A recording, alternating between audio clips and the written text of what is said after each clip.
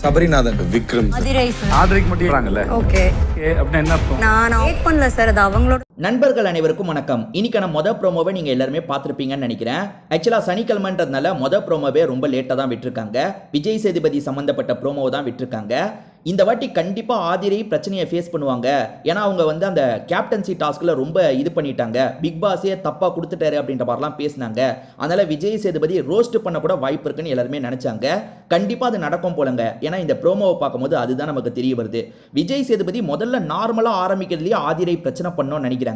So கண்டிப்பா விஜய் சேதுபதி சும்மா இருக்க மாட்டாரு. அவரும் கோவப்பட்டு பதிலுக்கு ஏதாவது பேச வாய்ப்பு இருக்கு.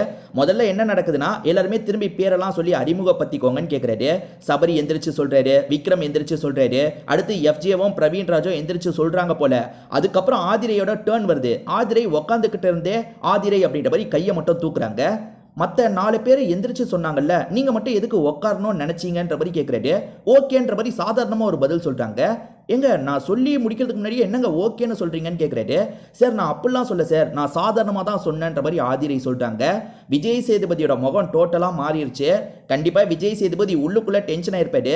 விஜய் சேதுபதி இன்னைக்கு இவங்க கிட்ட பிரச்சனையை பத்தி பேசுறதுக்காக தான் வந்திருக்காரு.